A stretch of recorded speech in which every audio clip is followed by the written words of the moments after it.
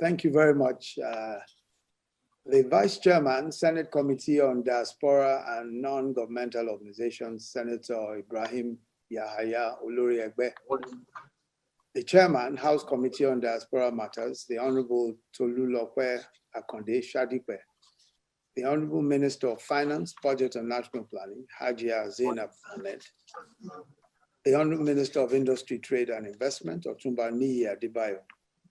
Honorable Minister of State for Foreign Affairs, Ambassador Zubairu Dada. The Honorable Minister of State for Mines and Steel Development, Dr. Uchechukwu Samson Oga. His Excellency, the Gambian High Commissioner to Nigeria, the Ambassador Amadou Sheikh Oman Tal. The UK Prime Minister's Trade Envoy to Nigeria, the Right Honorable Helen Grant. Host and Chief Executive Officer, Nigerians in Diaspora Commission, Honorable Abike Dabirerewa, and other heads of government agencies present, distinguished panelists, participants, honored guests, ladies and gentlemen. I am very pleased to be here again to speak to this inspiring gathering of Nigerian patriots in the diaspora, but who are actively engaged in investing and in even in shaping policy in Nigeria. This is the third summit, and this is my third appearance. And my reason each time I accept the invitation is the same. Our diaspora is one of the most vital resources that we have, a literally endless reservoir of talent, of trade, of investment opportunities, of tourism, education, culture, and sports opportunities. But perhaps more important is the sheer range of well-trained, honed, and experienced talents that our diaspora represent. It is that potential, not necessarily just remittances, that make our diaspora network an endless source of economic hope and social aspiration. When we met last year, little did we know that the world will be afflicted by possibly the worst health crisis and the most devastating economic downturn in a generation. For us in Nigeria, as with many developing countries, it meant, as of this quarter, as of last quarter, a -6% slowdown in GDP. A sad development, especially after 12 consecutive quarters of growth. And so in response, we designed an ambitious 2.3 trillion naira economic sustainability plan. And the focus of that plan is on creating jobs. First, by a mass agriculture program. Already we've enumerated 5 million farmers and geotagged them to their farmlands. Also a mass housing program where we're building 300,000 homes in all states of the Federation using local materials and using small to medium-sized construction companies and using direct labor. What we plan to do is that in every one of the sites, already we're active in about 11 states. And what we're doing is that we're engaging very small contractors, small construction companies, not any of the big ones, although we're using some of the big ones as coordinators. And so we also on the sites ensure that we have facilities for block making, for making of panels, windows, doors, etc.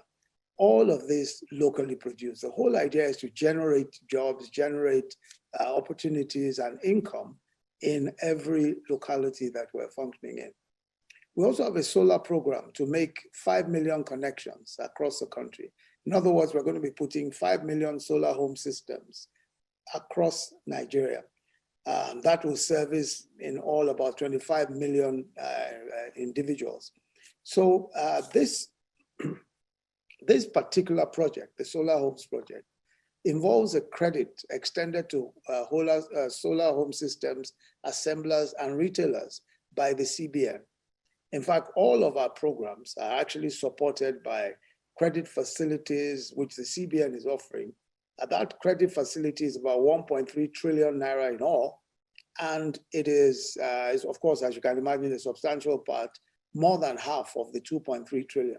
So the whole idea is that the CBN is offering these credit facilities through the commercial banks to support our housing program, to support the solar home systems program, and also to support the agriculture program.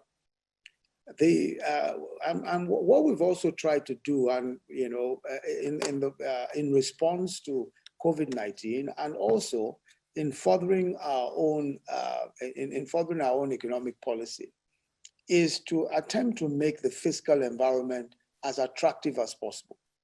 And this is important for us because the only way by which we can actually attract local investments, and not to even speak of the sort of investments that we're expecting from the diaspora. The only way to attract local investments is to ensure that we have a fiscal environment that's attractive. We have an environment that makes sense for people to invest in. So what we've done is that we've used the instrumentality of the Finance Acts to make or propose significant reform. Let me just very quickly explain the Finance Acts. Every time we have a budget now, since last year, we've also proposed a finance bill to the National Assembly. Basically, the finance bill looks at several fiscal issues that we want to legislate on, or amendments we want to make in the law, which would make it easier for us to implement the budget and also to ease the fiscal environment or make the fiscal environment more friendly. So we started passing Finance Acts from last year, and we're proposing a second Finance Act this year. So I'll just talk briefly about what we achieved with the Finance Act last year. So last year, the Finance Act, we passed legislation giving small companies with a turnover of less than 25 million a year tax exemption from both companies income tax, while medium-sized companies with a turnover of between 25 million to 100 million will now pay companies income tax at a lower rate of 20%. So for those companies, they used to pay 30% income tax. Now they'll be paying 20%. Well, since last year, when this was introduced, they've been paying 20%. And then services provided by microfinance banks are completely exempted from tax, from VAT. So no microfinance bank pays VAT now for its services. Withholding tax rate also on roads, on bridges, on buildings, and power plant construction contracts has been reduced from 5% to 2.5%. So those who are doing construction contracts and proposing for construction contracts pay a reduced rate. They no longer pay 5%, they now pay 2.5%. Now, in the proposed 2020 finance bill, we have gone a bit further.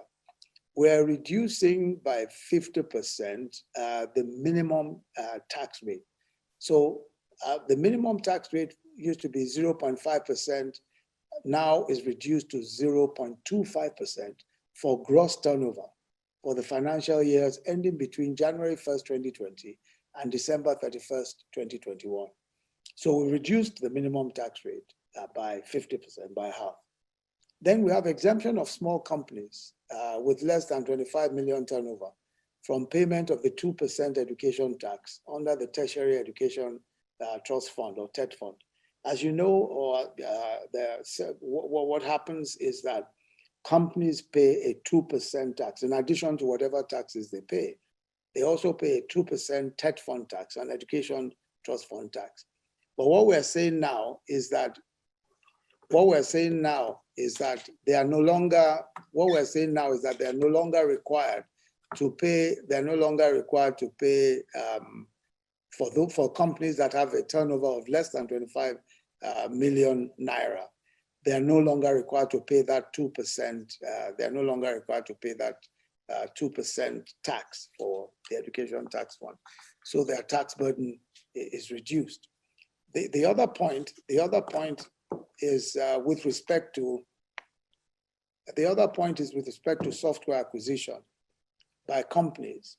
Now when companies acquire software for their companies, for their company operations.